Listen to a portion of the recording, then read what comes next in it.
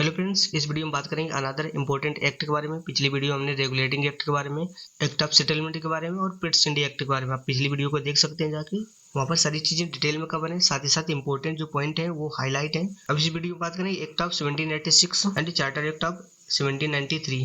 So let's start. In 1786, Lord Cornwallis was appointed as the Governor General of Bengal. He placed to demand to accept that post।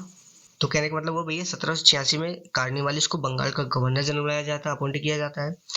But post accept करने से पहले वो 2 condition रखता है, यानी 2 demand रखता है। ठीक है, वो डिमांड क्या आती है 1 बाय 1 कवर करेंगे। ध्यान रखिएगा कि 1786 में लॉर्ड कार्निवालिस को बंगाल का गवर्नर जनरल बनाया जाता है, बट पोस्ट एक्सेप्ट करने से पहले वो अपनी 2 कंडीशन रखता है। कंडीशन क्या थी उनको 1 बाय 1 कवर करेंगे। मैंने इस चीज को रिपीट कर दिया है। तो कंडीशन 1 यानी डिमांड 1 देखते हैं। He should be given power to override the decision of his council in special cases. तो कहने का मतलब वो भैया जो उसकी पहले डिमांड थी वो चाहता था कि उसके पास स्पेशल केसेस में ऐसा पावर हो जो अपनी काउंसिल के डिसीजन को ओवरराइड कर दे, यानी उसका डिसीजन फाइनल हो, वो काउंसिल के डिसीजन को ओवरराइड कर सकता है। जो उसकी पहली कंडीशन थी या पहली डिमांड कह सकते हैं। And second, he would also be the commander in chief. And जो सेकंड डिमांड रखी थी तो उसने कहा था कि वो कमांडर इन चीफ होगा, यानी जो पुलिस या आर्मी उन सबका सुप्रीम होगा। तो ये उसकी 2 कंडीशन थी। उसके बाद में इस एक्ट को इनेक्ट कर दिया जाता है विद 2 कंडीशन, यानी दोनों कंडीशन को एक्सेप्ट कर लिया जाता है। एक्चुअल में इसमें जो हमें पढ़ने की जरूरत है वो है कि लॉर्ड कार्निवालिस को बंगाल का गवर्नर जनरल कब बनाया गया था, उसने कितनी डिमांड रखी थी, और साथ ही साथ उसने ओवर राइडिंग पावर मांगा था कि नहीं मांगा था। इस एक्ट को इनेक्ट करते समय वो दोनों कंडीशन को एक्सेप्ट किया गया था कि नहीं किया गया था। अब बात करेंगे चार्टर एक्ट 1793। देखो, इस चार्टर एक्ट के बहुत सारे इंपॉर्टेंट प्रोविजन है जो हमें पढ़ने की जरूरत है, क्योंकि एग्जाम में डायरेक्टली इनसे क्वेश्चन पूछा जाता है। तो अगर इस एक्ट के स्पेशल फीचर या प्रोविजन की बात करें तो फर्स्ट प्रोविजन देख सकते हो। It extended overriding power given to the Lord Cornwallis over his council to all future governor general and governors of presidencies.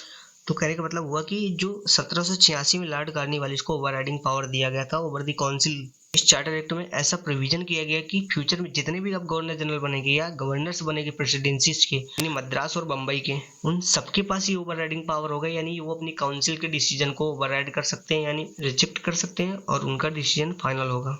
ध्यान रखिएगा ये प्रोविजन दोनों के लिए, गवर्नर्स के लिए भी और गवर्नर जनरल के लिए भी है, क्योंकि रेगुलेटिंग एक्ट ने मद्रास प्रेसिडेंसी तथा बम्बई प्रेसिडेंसी को बंगाल प्रेसिडेंसी के सबऑर्डिनेट कर दिया था। अब बात करेंगे सेकंड प्रोविजन के बारे में। It gave the governor general more powers and control over the governments of the subordinate presidencies of Bombay and Madras. तो कहने का मतलब वो भैया कि इस चार्टर एक्ट ने बंगाल के गवर्नर जनरल को और पावरफुल बना दिया, साथ ही साथ जो प्रेसिडेंसीज हैं यानी मद्रास और बम्बई, वहाँ की गवर्नमेंट का भी कंट्रोल बंगाल के गवर्नर जनरल को सौंप दिया। अब बात करेंगे थर्ड प्रोविजन के बारे में। It extended trade monopoly of company in India for period of another 20 years. तो कहने का मतलब हुआ कि इसने जो कंपनी की ट्रेड एकाधिकार था यानी मोनोपोली थी उसको 20 ईयर्स के लिए यानी 20 सालों के लिए और एक्सटेंड कर दिया, यानी बढ़ा दिया। अब बात करेंगे फोर्थ प्रोविजन के बारे में। It provided that commander in chief was not to be the member of the governor general's council unless he was so appointed. तो कहने का मतलब वो कि जो कमांडर इन चीफ है गवर्नर जनरल की काउंसिल का मेंबर नहीं होगा जब तक उसे अपॉइंट नहीं किया जाता। अब पांचवें प्रोविजन की बात करेंगे। It laid down that members of the boards of control and their staff were to be paid out of Indian revenues. तो कहने का मतलब ये हुआ कि जो बोर्ड ऑफ कंट्रोल है एंड जो उसका स्टाफ है जो इंडिया से रेवेन्यू कलेक्ट किया गया उससे उनकी सैलरी एंड एक्सपेंसेस पे किए जाएंगे। तो एक्चुअल में हमें जो चार्टर एक्ट में पढ़ने की जरूरत है वो है नंबर 1, इसने ट्रेड मोनोपोली को अनदर 20 ईयर्स के लिए एक्सपेंड कर दिया। सेकेंड, जो बोर्ड्स ऑफ कंट्रोल के मेंबर थे और जो उनके स्टाफ थे उनको इंडियन रेवेन्यू पर पे किया जाने लगा। Number 2, commander in chief governor general की काउंसिल का मेंबर नहीं होगा जब तक उसे इस चीज के लिए अपॉइंट नहीं किया जाता। नंबर 4, गवर्नर जनरल को और पावर मिलती है, साथ ही साथ उसको अधिकार मिल जाता है over the government of presidencies.